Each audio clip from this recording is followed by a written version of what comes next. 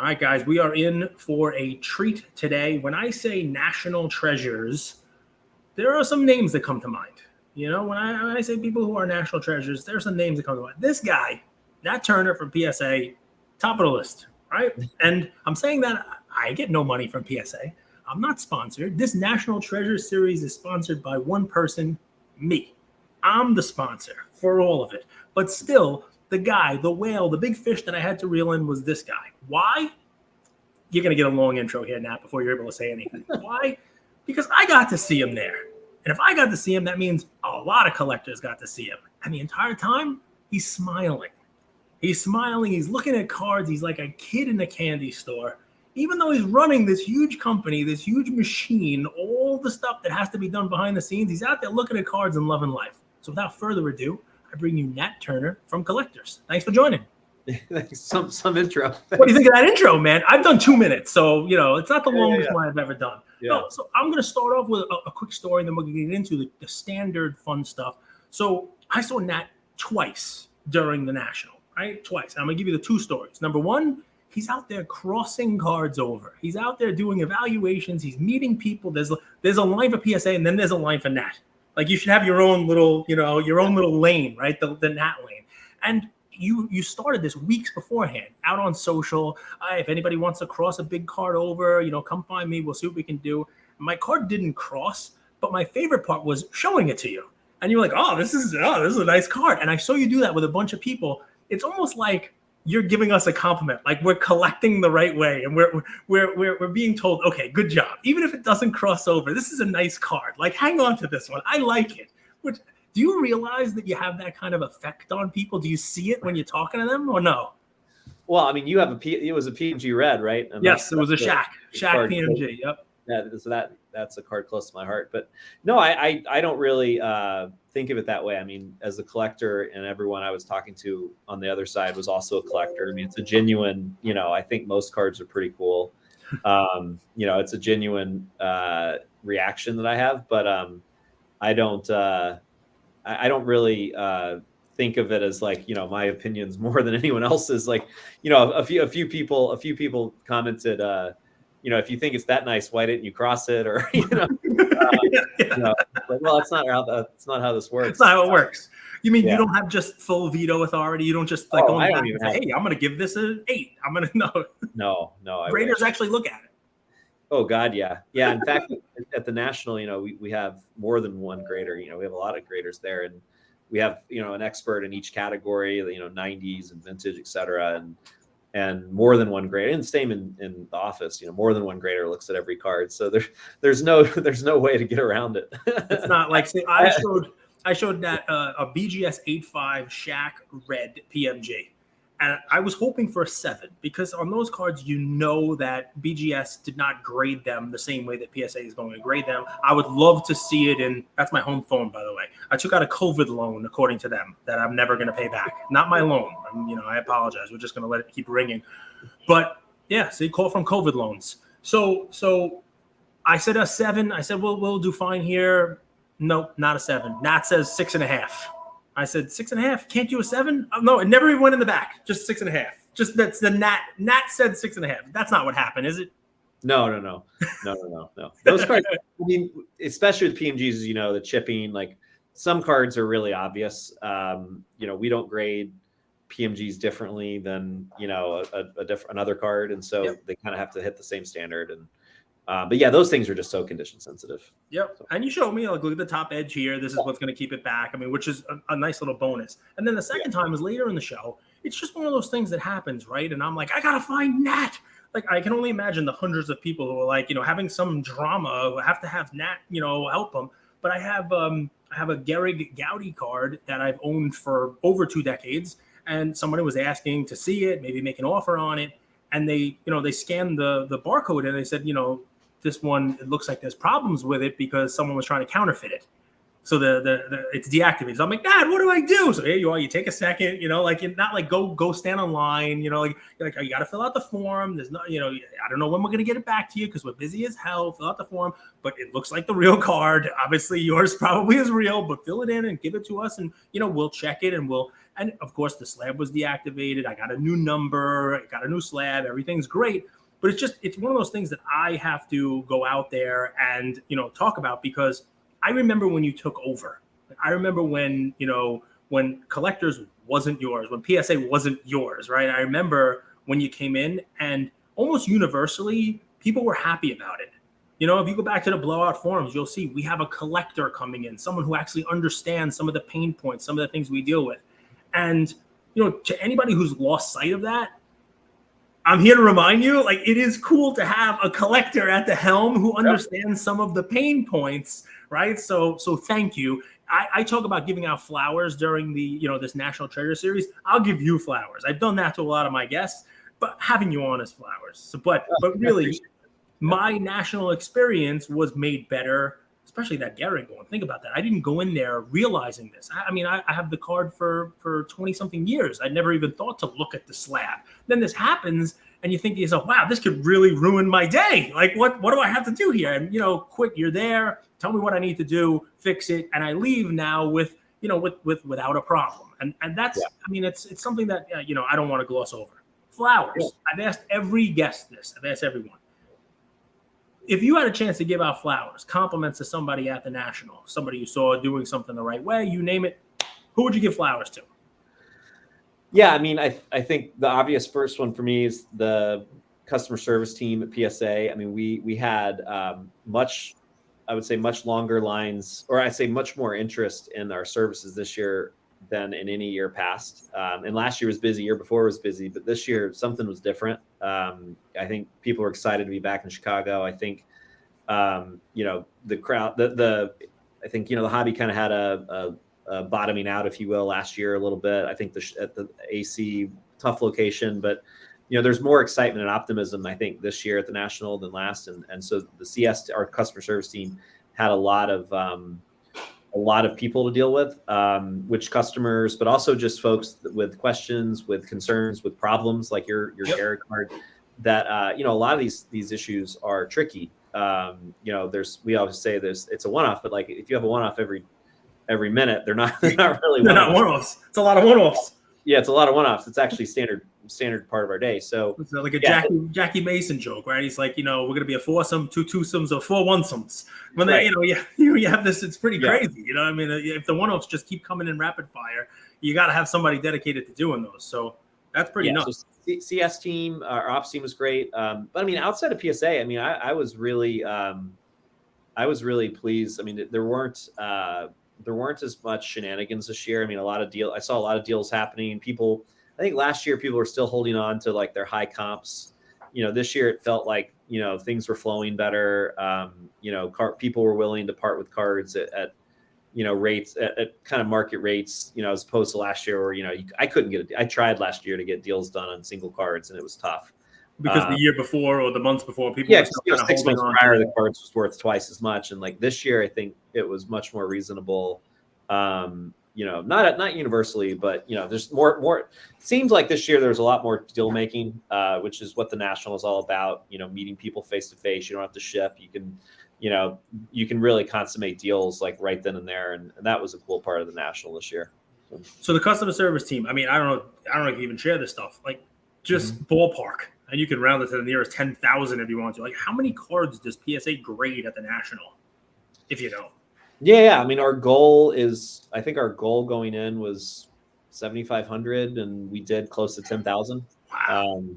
We did more cards this year than last year, which is we actually weren't expecting that. So going into the show, we didn't know what to expect this year. We were expecting similar to last year. But we weren't expecting the crowds, not just for PSA, but just in general, the interest level was really high. But like I said, there's been kind of a low period in the hobby if you think about it. And not for true collectors like you and me, but like, I think the flippers, like, you just follow on eBay or Golden, wherever, like prices have come down on the high end. Just, that can go to your head and you can think that the hobby's in trouble, but like, it's not, at all. Just have a wider view, right? Just expand the chart, right? It's like stocks. Don't look at the last 30 days or even the last year. Expand you got to 5 or 10 years. You're doing fine. very few of these cards have round trip to pre-COVID value levels. Like we're all up, if you've been in it. And I think the folks that got in during COVID maybe or not up, but that is what it is. It's it's America. You make your own decisions and live with the consequences. And so it's a lesson that's tough to learn. But, we did more cards than we expected. That's what I was saying. Like I think our team. I don't think any one of us expected it to be. We're staffed pretty well. Like I think we probably in hindsight would have brought more people. Wow. Because we had unfortunately we had folks that had to include us. Like we were working. We were at the booth on Thursday night till 10 p.m. Catching up on receiving as an example. And so folks were working big overtime to catch up so that when the grading team and everyone showed up the next day, cards were ready to be graded. And you brought a ton of people. I mean, it's funny. You don't even see this. I remember walking out of the show, to go grab lunch. And I saw a couple of PSA employees sitting down, grabbing, they had like a boxed lunch. They were taking their lunch. And I was like, oh, look at this. You guys got lunch. And they're like, yeah, it's so busy. And you chat with them. You don't think about all the logistics that go into bringing, the grading materials, the booths, the people, the customer service people. There were just folks running all over the place. It was like an ant farm at PSA. Yeah. So they do deserve, the flowers and the kudos that you're giving them. But you kind of leaned into deal flow at the show.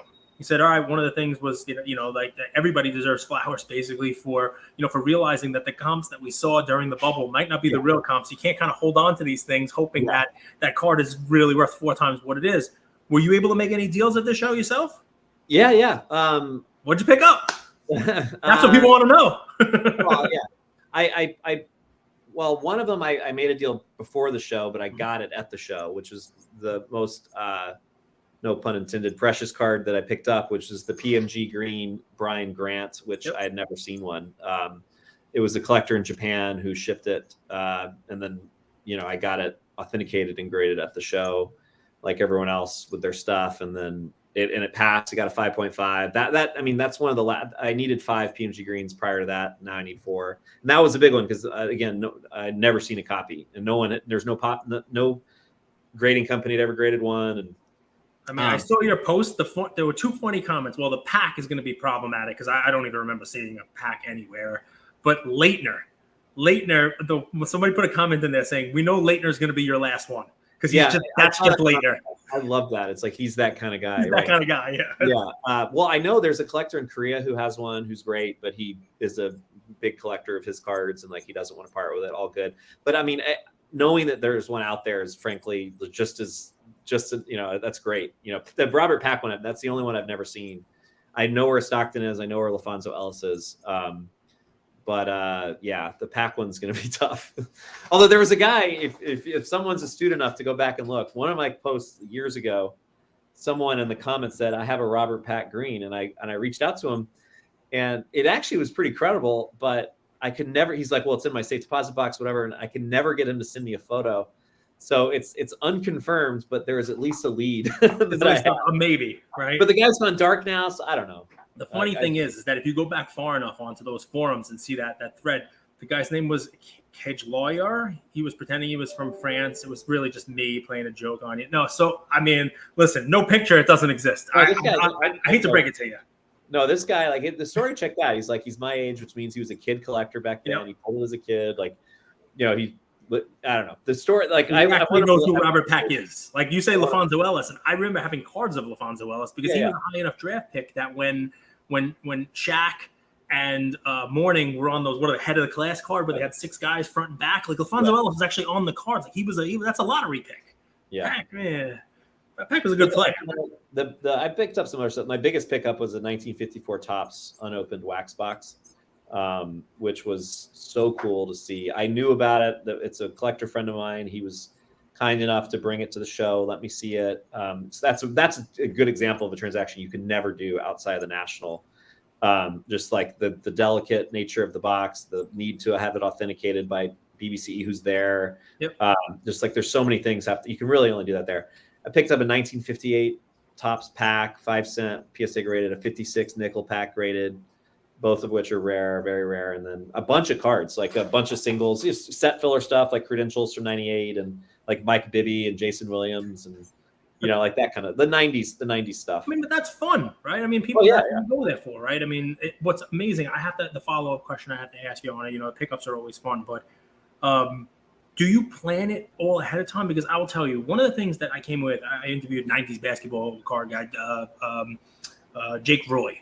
And I ran into him after like the second day of the show. He's at the hotel lobby and he showed me some of his pickups. And he picked up, a Penny Hardaway, game jersey at the 1997 one, like a real cool card. Yeah. And I was like, how much you pay for that?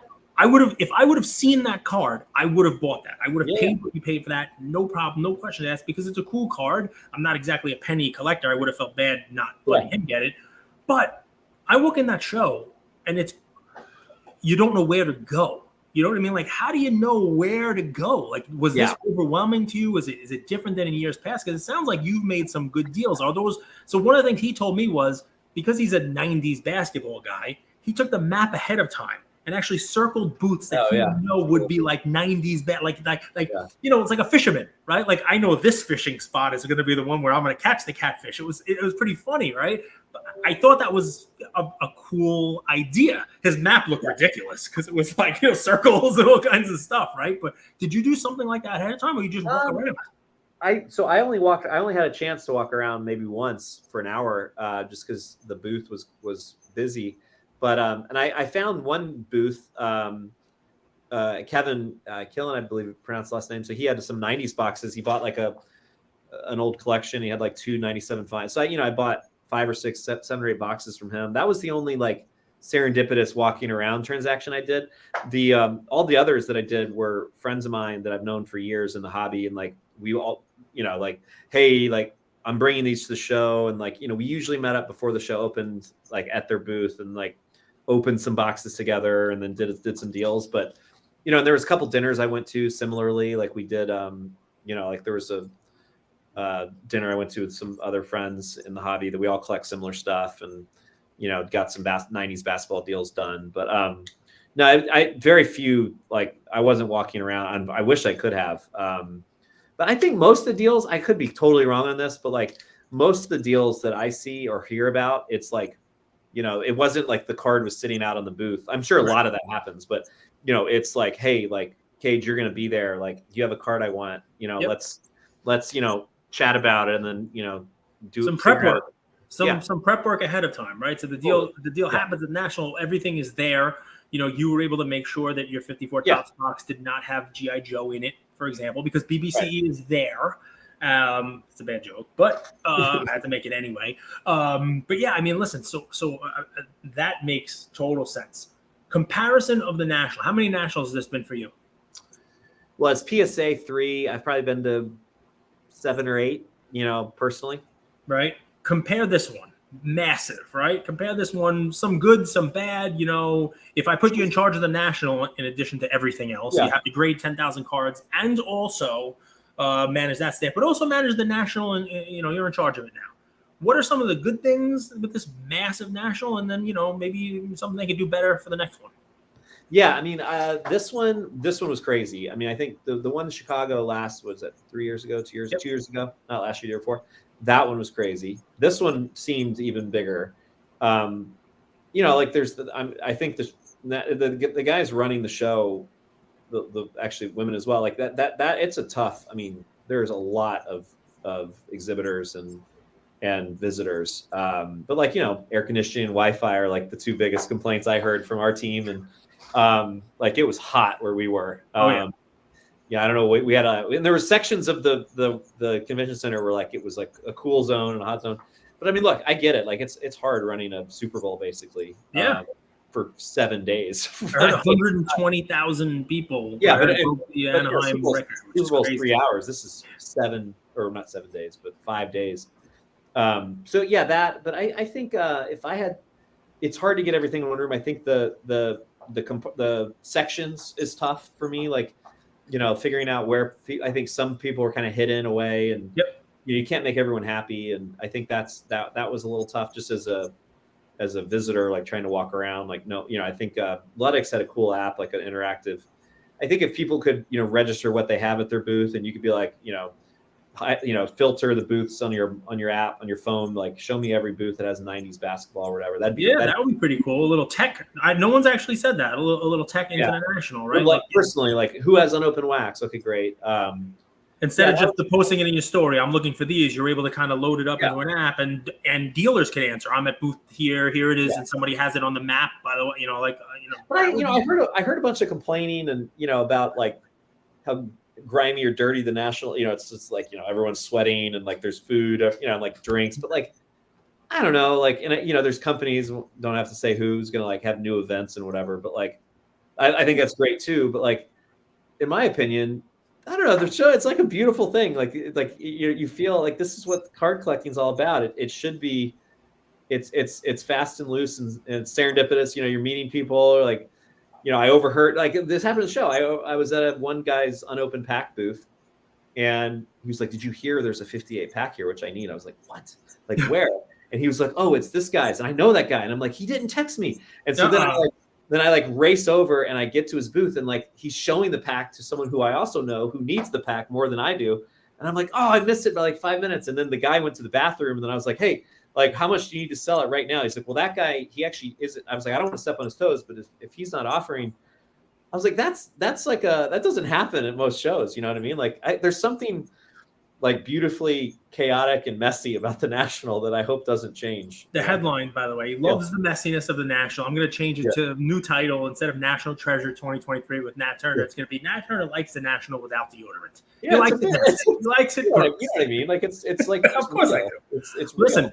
That does happen. I've started collecting Jackie Robinson autographs. And I didn't see a ton of them at the national, but I happened to be walking at a table where someone was looking at one. And I did the same thing. I kind of stood back and I watched them negotiate, and they actually bought it. Yeah. And I did not, I approached them. I said, listen, if you want to make some quick money right now, I'll pay you a little more than what you just paid for it.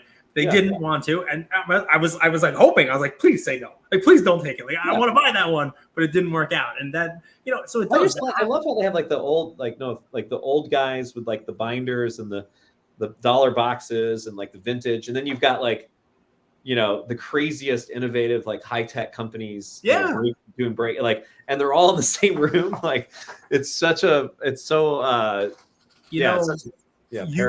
bring up a great idea, which is some of these big companies that are doing tech, we're going to organize your collection for you. Yeah. Like, they should just walk over 100 yards and try to help out some of these, they don't want help though. They're like, what? They don't need it. They're on spreadsheet, doing deals on notepads. Like that's, I really hope that doesn't change, So it's funny because there's no right way to national. And even just talking to you, yes, you had 90s dinners and opened up, probably fancy boxes of 97 basketball. I don't even want to know. But you know what I was opening? I found the booth that had dollar packs. But I was able to open 100 packs for $80. I even got a bargain because I bought so many. And I'm talking about like 1993 Skybox Impact Football. And I'm opening like Drew Bledsoe rookies and like Marshall Faulk from 1994. And, there were some basketball cards in there. Yeah.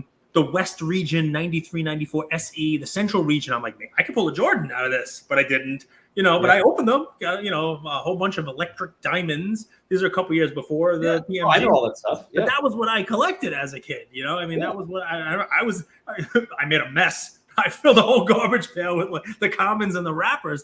But where else am I going to do that? Yeah, you know what I mean? It's great. Yeah. Having fun at the National. It's a little different. I didn't have a chance to pull any credentials out of my packs, but it is what it is. Did I pull a credential? I don't think I did. No. I wish I did. Yeah. The craziest pull I saw, I was in the room for, was the guy and his son. Well, a bunch of us were in the room, but like 6 of us. But 97 metal Series 1, like the box where you pull the PMG red or green. He pulled the Jordan Platinum portraits. It was awesome. Like, was it in good shape? Did he bring it over grade? Well, it was, and then he accidentally touched one of the corners. But it ended. I don't know for sure if he damaged it. He's a friend of mine. I don't want to blow him up, but it got an 8. But I mean, it was awesome to see that. I mean, it's 1 out of 288 the set, and then Jordan's. I think it's a 15 card set, maybe 20, 15. So I mean, it's like a crazy pull. I mean, it's other than the PMG, it's the best card you can pull. and it was awesome. And you see it coming out of the pack, a Jordan fresh from the pack. I mean, it's I saw it. I was just like, I freaked out. I mean, we were. You're in like a time machine. You're going back and remembering. Hey, I remember people opening these packs in the store when I was a kid. Yeah, I mean, and that's fun. That's a cool national, national story, right? How about? So I don't know whether you guys are planning on doing this. If you're not, then I feel kind of bad. But one of the things that I love that comes out of national is you did it. It's like Nat's favorites. It was like the 50 cards that came in, and these are the ones that I liked. And, you're going to have different favorites than everybody else, but people kind of enjoy that stuff.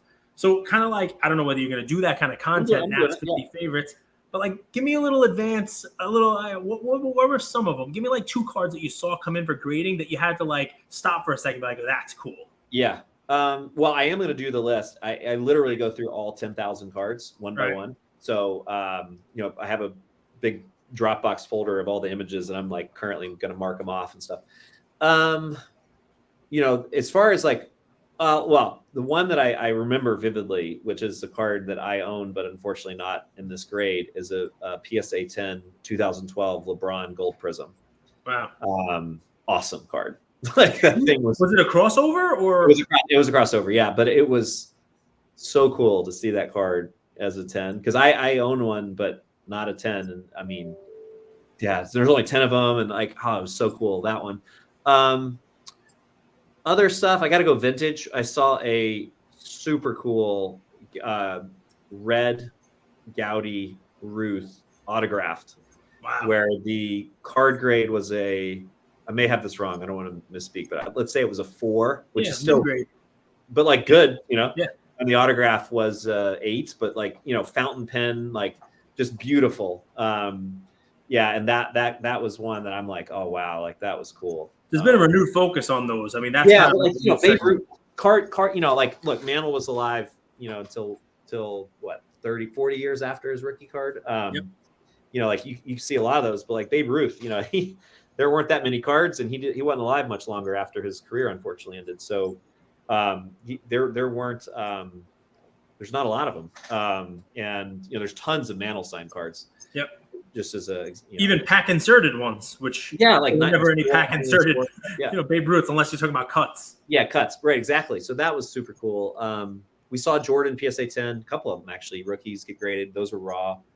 That was so the pop count increased on the Jordan PSA 10 86. Yeah, by at least 2 at the show. Not the ones from the Iverson break. Those did that not. One. No. I know one of them we saw and it got an 8. I didn't see if we got the other 2 or not. I think they spread them around. I think HGA graded 1 and 11. I'm just. I was like, what? What is he talking about? Yeah, I mean, it's fine. No, I don't think they. I don't think they brought the Michael Jordan rookies from the Allen Iverson break anywhere else. Oh, and then sorry, one more. 98 Ultra, 1 of 1 Tim Duncan, the purple masterpiece. That was cool. See, what's funny is look at the smile, guys. If you watch this on YouTube, like that's not his card, right? He doesn't own it. Unless, I wanted it. I'm sure he tried to own it, right? No. The guy told me I didn't offer him anything, but the guy told me he's keeping it, which is great. But and he graded it a 10. Nat Turner is not the devil that you all think he is. He did not grade it a 6. And then watch who got it, and then offer 8 money, and then regraded a 10. That did not happen, despite the rumor mills and conspiracy theories that you guys have out there. Graded a 10, and he tried to buy it, even grading it a 10, and couldn't. Yeah. But look at you smiling. Because you got to see the LeBron. Yeah. No, the 10 I would love to own too. The LeBron gold. I mean, that's the Duncan. I don't remember the Duncan. Duncan got like a 7. I mean, those things. It doesn't matter. It's a 1 of 1. It's just cool. It's slabbed. It's authentic. People have it in the slab. I've gone back and forth with 1 of 1s, but I would slab them anyway. It doesn't really matter what the grade is. It's a 1 of 1. You know what I mean? It is what it is. You want it though to show that it's authentic and that it's trackable and all that other fun stuff. So, I mean, I try to keep these at like 25 minutes. I've had you for, a half an hour now. We talked about your pickups. We talked about all that fun stuff. What's one thing that either PSA can do or collectors can do going to Cleveland next time? What's one thing that you would kind of like hope for the national? I mean, you had a great one starting off this one. It's like, be reasonable about your card prices, and it made the show easier, made deal flow easier. Yeah. But what's one thing that you kind of look forward to with Cleveland for the next national? Yeah, a couple things. Yeah, for PSA, I think we're gonna put a bigger emphasis on making the PSA vault more accessible. We saw actually a ton of submissions at the show, more than cards that immigrated actually. And so that was really cool, but I think we should do that even bigger. We basically, there's a lot of people who want to use it, but they don't really know, like they're not educated as to what a vault is and how it works. And so that mobile for us is going to be big next year. Like we're going to do mobile submissions where like basically have your online submission center where you can scan a card and then create a submission form. So you don't have to wait in line for the computers. Wow. So you can literally like QR code, like I just pulled this card, whatever, create a submission on your phone, take a picture of the card and then just drop it off. You don't have to print the forms. Like it's just like, here's the number. So like, that's something we're doing. Good use of tech. Yeah, we were pretty close to being able to do that this year. Same thing with the vault, like walk up, your phone, here's the QR code for my vault submission. Here's the card, boom. Yeah, we got a lot of tech stuff coming. You've seen that. Hopefully you've seen like the PSA app. I mean, it's gotten a lot of love this year, like with grade reveals and order status. The registry has its own app, which I'm enjoying. Well, yeah, that needs love. That hasn't been touched. I'm not going to tell people what set it is, but I moved up to number 3 on one of my PSA set registries. I should mention that is going to be much bigger next year. Is our set registry awards dinner. That was cool this year. In fact, one of the guys who won was the guy who completed an almost all 10s 97 metal base set. Basketball. Yeah, that was super cool. And then we had a guy, there were some really cool sets this year. They got the kind of gold awards that, where you get, and we gave away custom art commemorating their sets. And but anyway, that'll be even bigger next year. The set registry awards. We're always trying to improve. I mean, if you have any ideas, tell me. Well, listen, now you've asked for ideas from a couple thousand people who are going to watch and hear this. So go ahead, because his inbox is not flooded enough already. Tell Nat. I read hopefully you know that. I read every DM. I read every email. Yeah, if anyone has ideas, hit me up. I have thick skin. It's fine. I can only imagine some of the ideas that you're going to get, because the ideas I get are, I should read them. I should do an episode once. The one thing we screwed up. I did not expect the number of people who wanted to utilize that, like the look thing I did with crossover. So we're going to actually have like an appointment system. Hopefully people take advantage of next year too, but we're going to do it next year again, but it's going to be more like, I felt bad. Like people were waiting around, couldn't find me, whatever. Like it's my fault. We'll have like, hey, every 5 minutes, we'll have like a block of time and like a queue, like a virtual queue. You'll have just like you have this, appointment, be here at this time, 5 minute slot. Cause it's quick, these things, but someone's waiting. One guy was waiting like 5 hours. He didn't know what I looked like or something, and so it was tough. So yeah, we're going to have that and like submission forms. So it'll be more organized next year. So. Well, listen, I appreciate you spending some time with me. We couldn't have done National Treasures without you. You made my national better, which makes you a national treasure. And if I could say it, I can only imagine how many people you helped. Some people's that cards actually did cross over. I'm still loving you, and my card didn't cross over. So thank you for your time. It's free, right? It was free. I didn't have to submit it. It was like that helps. Okay, that's okay. It's on my wallet, free. That's perfect. Listen, we appreciate your time. Thank you very much. Of course. Take care. All right, see you.